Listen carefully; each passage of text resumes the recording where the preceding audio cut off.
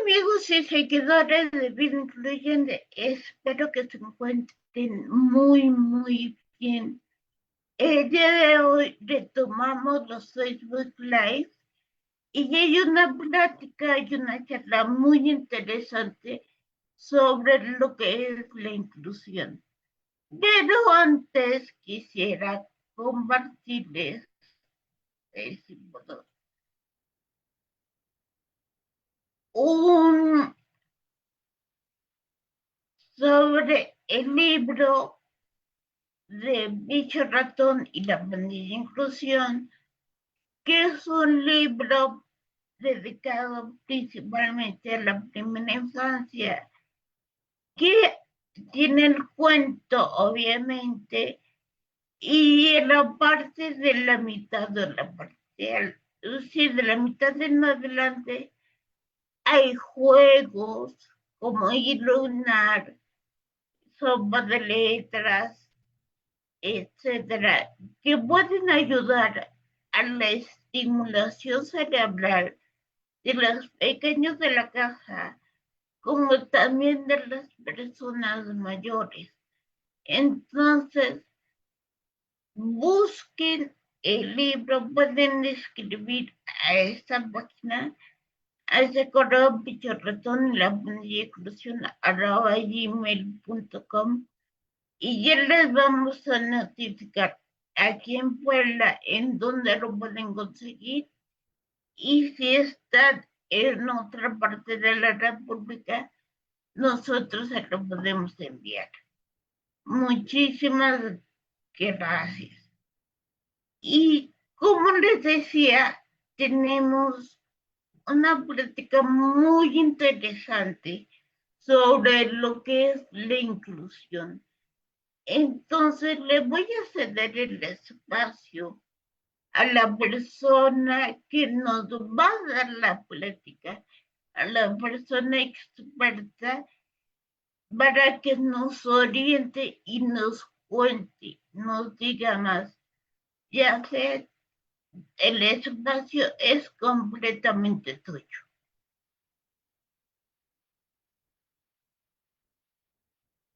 Ahí ya sabe,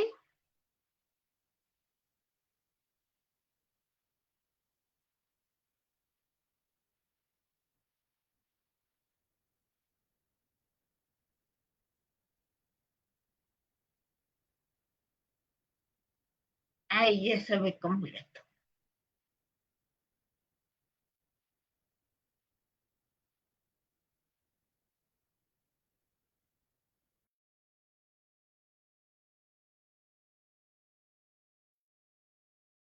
Hola, ¿qué tal? Disculpen la tardanza. Muy buenos días a todos. Es un gusto estar aquí de nueva cuenta. Muchas gracias a Vida Incluyente por permitirme este espacio. Y pues me gustaría comenzar compartiendo el tema que, aunque muchas veces puede parecer ajeno en la sociedad mexicana, pues en realidad nos concierne a todos. Este es la inclusión de las personas con discapacidad, por lo que esta charla se va a llamar Incluir es reconocer, pequeñas acciones, grandes cambios. Hoy quiero que reflexionemos juntos sobre algo muy importante. La inclusión no es caridad ni favor, es un derecho humano. Quiero que piensen mientras hablamos. ¿Qué tanto en nuestra vida diaria contribuimos a que otras personas estén realmente incluidas? Así que les propongo recorrer este tema en 3 pasos. Primero, entender qué significa la inclusión como derecho humano. Segundo, reconocer las barreras tanto visibles como invisibles. Y tercero, hablar de lo que cada uno de nosotros puede hacer desde lo cotidiano para transformar esta realidad. Vamos a comenzar.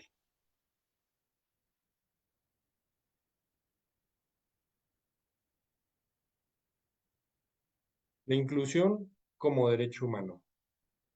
En México, según datos del INEGI, más de 8.8 millones de personas de 5 años o más viven con alguna discapacidad. Esto equivale al 7.2% de la población. Esto significa que la inclusión no es un tema marginal, es un tema que toca a millones de familias. La Ley General para la Inclusión de las Personas con Discapacidad nos menciona claramente que estas personas tienen que gozar de todos los derechos que reconoce nuestro marco jurídico.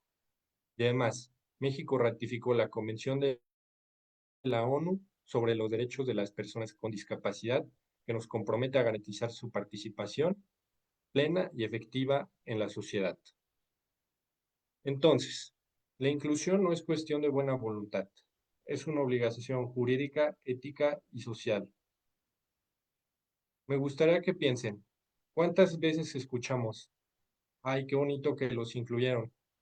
No es algo bonito, ya que es un derecho, por lo que empezar a reconocerlo de esta manera cambia la forma en la que vemos y debemos ver a las personas con discapacidad.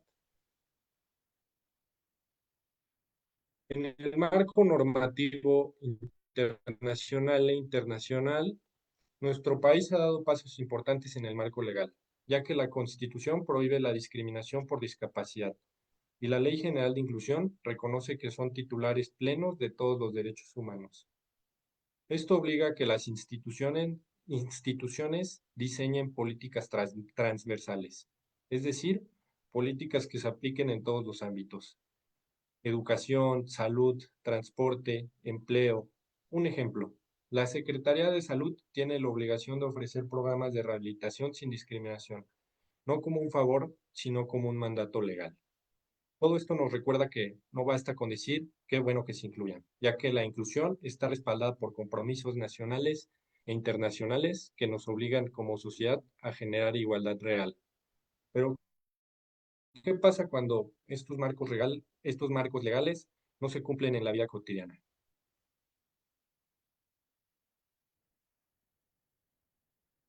La ley señala que las políticas de inclusión deben regirse por los principios de equidad e igualdad.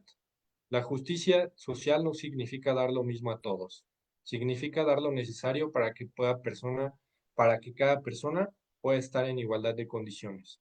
Pensemos en esto. No todos necesitan una rampa, pero quien la necesita, la requiere para ejercer su derecho a la movilidad. O no todos necesitan un intérprete de señas, pero para una persona sorda es la única forma de participar plenamente. Y no todos necesitan braille, pero para una persona ciega es la puerta al conocimiento. Por lo que la justicia social corrige desigualdades históricas y abre las mismas puertas que durante muchos años se estuvieron cerradas. Y cuando esas puertas se abren, no solo entra la persona con discapacidad, entra también el talento, la creatividad y la diversidad que enriquece a toda la sociedad.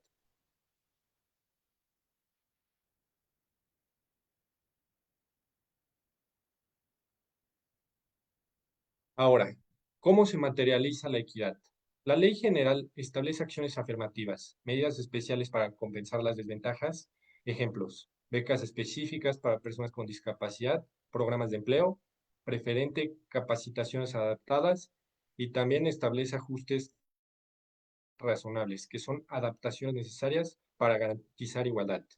Por ejemplo, un intérprete en un juicio para una persona sorda, rampas y elevadores en escuelas o edificios públicos, material en braille o lectura fácil en oficinas gubernamentales. Aquí es donde me gustaría preguntarle al público, ¿cada cuándo han visto rampas mal hechas que terminan siendo un obstáculo más que una solución? Esto también es parte del problema, ya que no solo basta con cumplir, sino hay que cumplirlo bien. ¿Cada cuánto vemos los edificios gubernamentales o edificios que usamos día a día y nos paramos y nos ponemos a preguntar qué tan realmente son inclusivos para toda la sociedad?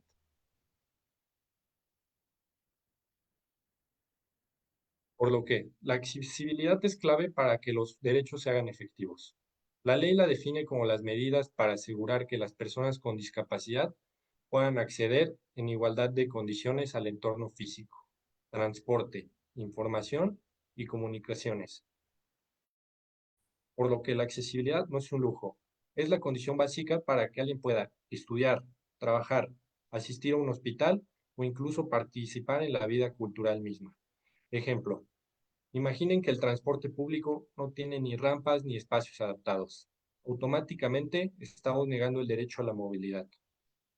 Sin accesibilidad, Los derechos solo existen en el papel, pero no en la realidad. Ahora hablemos de las barreras invisibles, sociales. No son pocas, pero están en todas partes.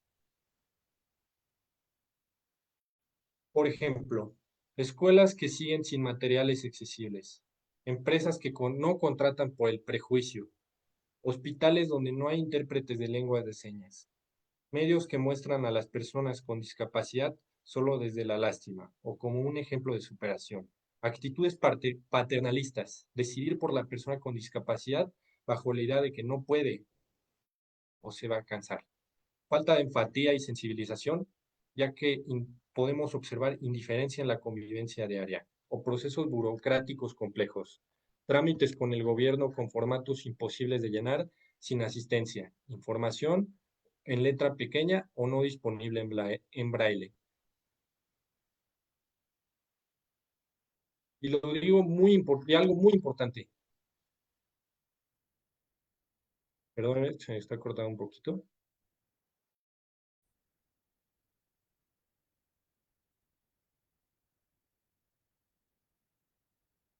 ahí está. Los hogares con integrantes con discapacidad tienen mayores tasas de precariedad. Esto significa doble exclusión económica y social.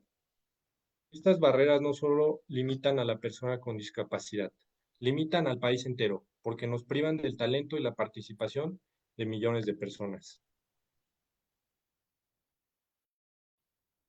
Pero hay otras barreras todavía más sutiles, las barreras invisibles. No las vemos, pero pesan como un muro. El lenguaje excluyente. Cuando decimos minusválido o pobrecito, las actitudes paternalistas como ya se mencionaron, los procesos burocráticos y lo más importante, el silencio, el no invitar a participar, porque seguro no le interesa o no entiende. Aquí es donde me gustaría preguntarle al público, ¿cuántas veces hemos sido cómplices de una barrera invisible? Quizás sin darnos cuenta, inconscientemente, con algún comentario, con alguna omisión. Por lo que nombrar estas barreras e identificar el problema es el primer paso para eliminarlas.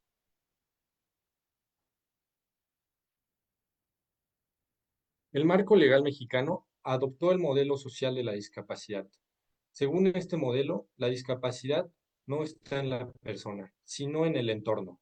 Un ejemplo, una persona en una silla de ruedas no tiene discapacidad frente a una rampa, pero sí frente a una escalera sin acceso. Esto significa que la responsabilidad no es cambiar a la persona, sino cambiar el entorno. Aquí está la clave. Si eliminamos las barreras, la discapacidad deja ni de ser limitante, por lo que una persona puede aportar en igual de condiciones con el resto de las personas.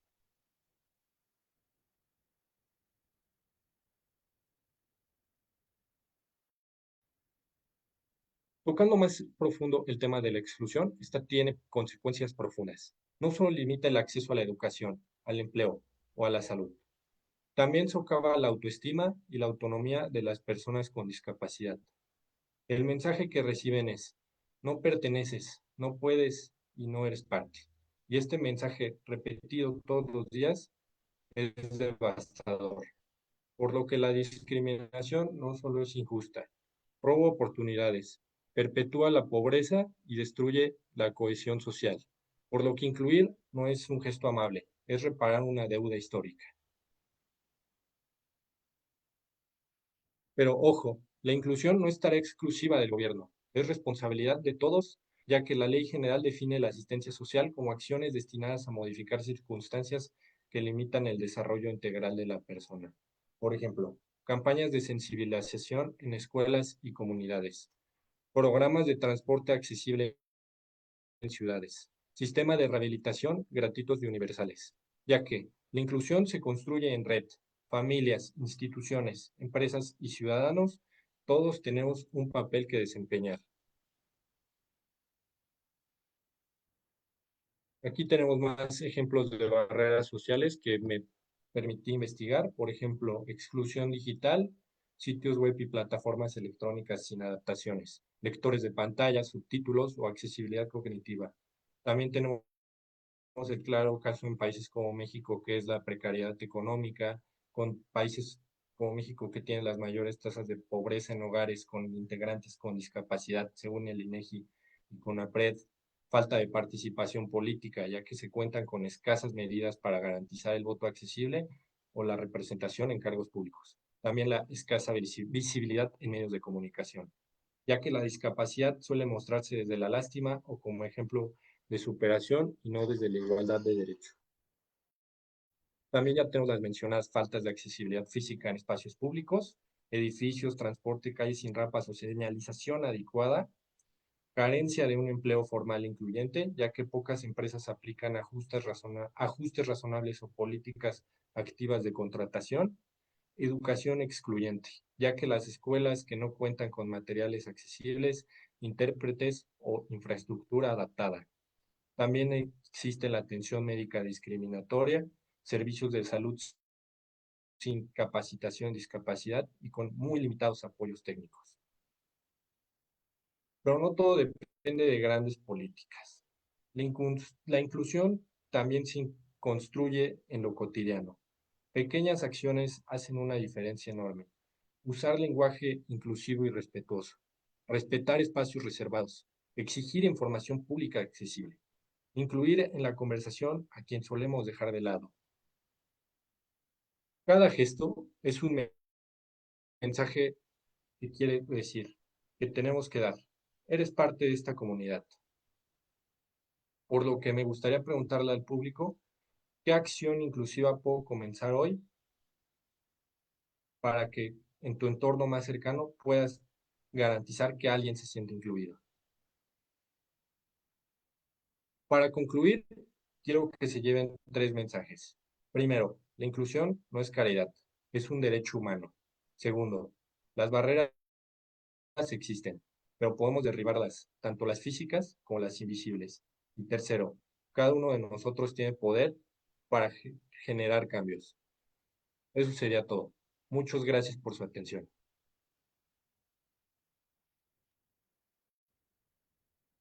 Al contrario, gracias a ti por la excelente plática.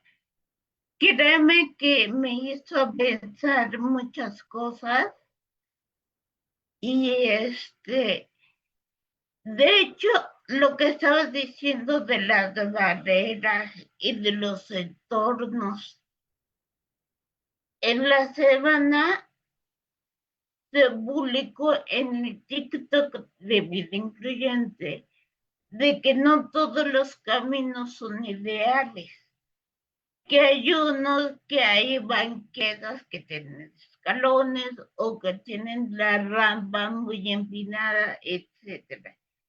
Entonces, eso nos hace pensar y también, como tú dices, ¿qué podemos hacer nosotros para eso? Para incluir desde lo mejor un ejemplo muy burdo es el de el barrer la entrada de tu casa, evitar las ramitas, las basuras y demás. Este barre, o lo que tú decías, incluir en la conversación a personas que excluyes, que normalmente se excluyen.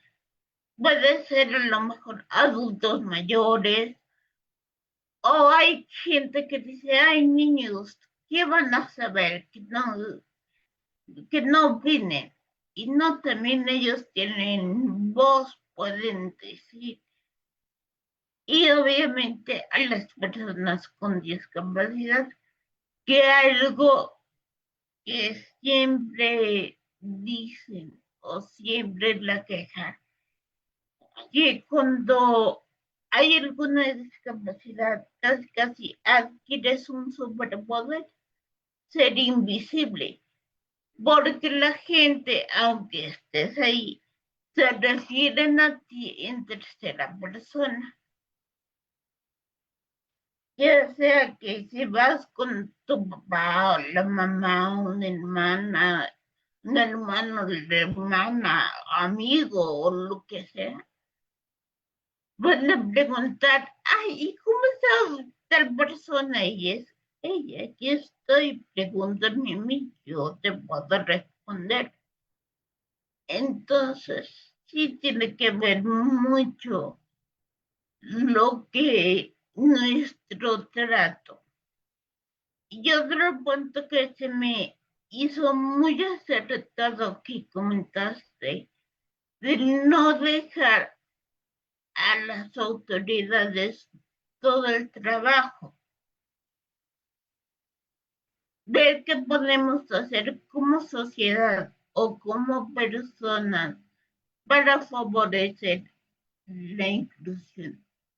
Obviamente, si la política, el gobierno, quienes prestan servicios, sí capacitarlos o capacitarse, que tengan señalización que toda la gente pueda entender, que tengan un trato amable, o sea, herramientas para, tanto para desempeñar bien su trabajo como para dar una buena atención.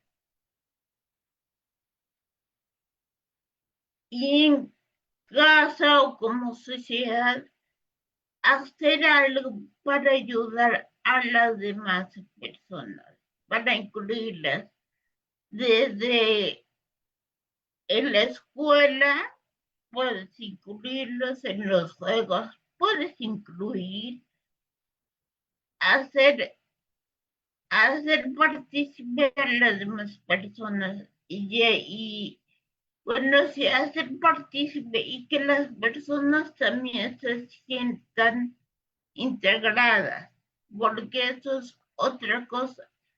También al haber una inclusión, las personas se van a sentir mejor, su autoestima va a mejorar y se van a sentir parte de recordar que vivimos en una sociedad y nos gusta ser parte de esa sociedad.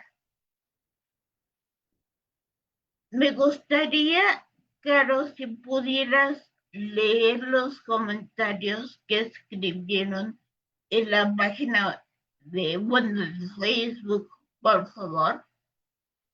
Sí, claro. Turbo Reyes Ríos comentó bastante interesante el tema de hoy. Carlos Fonseca, excelente plática, muchas gracias. Diego Bello, excelente presentación, toda la información súper interesante e importante. Y Carolina Domínguez, muchas gracias por la plática, muy importante. Efectivamente, es muy importante y es muy interesante. ¿Cómo decirlo? Invitar, o también es importante que las nuevas generaciones, que los jóvenes, incluyan a las demás personas y promuevan la inclusión. No sé si ya quisieras agregar algo más. Pues sí, claro, como comentario final, aparte de muchas gracias por permitirme este espacio, pues en un principio mi idea para mi plática, pues fue enfocada en cómo puedo dar un mensaje al público para que dejemos un poquito de lado ese silencio, ¿no? Cuando vemos algo que nos hace salir del status quo o es diferente a lo que podremos considerar erróneamente como normal y pues o nos quedamos callados o vemos hacia otro lado o elegimos no ayudar por pues no salir de ese status quo y pues a partir de ahí desarrollé, investigué para pues animar a la gente a pensar diferente y que con pequeñas acciones podamos generar una sociedad más inclusiva. Muy bien, perfecto. Eso es muy importante. Y bueno, ya para concluir de parte de Vida Incluyente y de todos nosotros, recordarles que la próxima semana hay una plática muy interesante. Estén alertas y atentos en las redes sociales de Vida Incluyente, porque ahí se va a dar a conocer la plática que se va a dar. Por favor, recuerden el próximo sábado en este mismo horario a las 12 nos vemos en una plática más. Muchas gracias. Que tengan un excelente, excelente sábado, por favor. Cuídense mucho y nos vemos la próxima semana.